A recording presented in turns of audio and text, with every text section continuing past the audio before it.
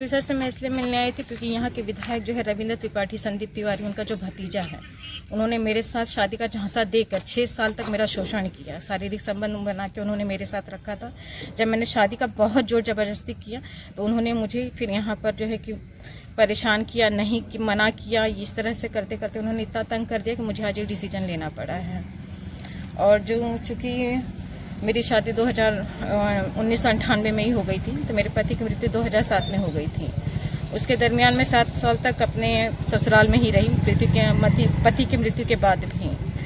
लेकिन मृत्यु के बाद फिर जब मैं एक बार बॉम्बे अपने मायके जा रही थी पगफेरे के लिए, उसी दरमियान संदीप तिवारी से मेरी मुलाकात ट्रेन में हुई। मेरे सामने की बर्थ पर वो भी बैठे थे।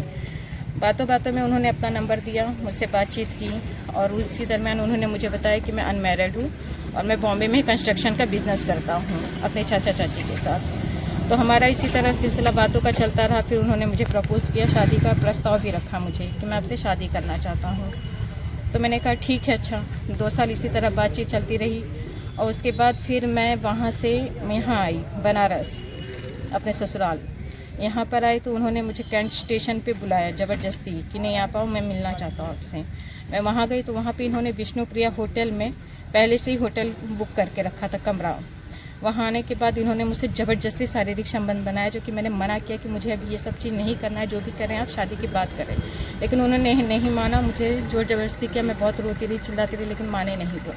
इसी तरह फिर हमारा सिलसिला चलता रहा। फिर वो बॉम्बे चले गए, मैं भी चली आई बॉम्बे।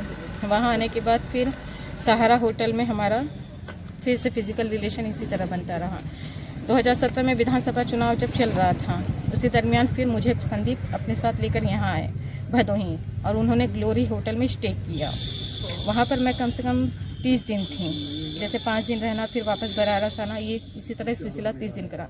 उसी दरमियान ये रविंद्र त्रिपाठी, चंद्रभूषण तिवारी, दीपक तिवारी, नितेश तिवारी, प्रकाश तिवारी, ये सभी लोग ग्लोरी होटल में एक दिन छोड़ के सभी लोग आते थे और मेरे साथ इन्होंने जोर जबरदस्ती करके मेरा बलात्कार किया है। इस चीज़ की जानकारी मैंने संदीप तिवारी को दी। मैंने कहा कि देखिए ऐसी बात है, बट उन्होंने कहा कि नहीं, अगर तुम्हें मुझसे शादी करनी है तो ये सब चीज़ें अभी थोड़ा सहना पड़ेगा, नहीं तो फिर मैं शादी तुमसे नहीं कर पाऊँगा।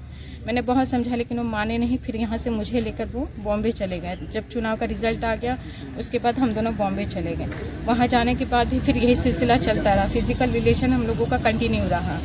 और उसके बाद जब मैंने शादी के प्रेशर डाला तो उन्होंने सीधे मना कर दिया, क्योंकि कल 9 तारीख था।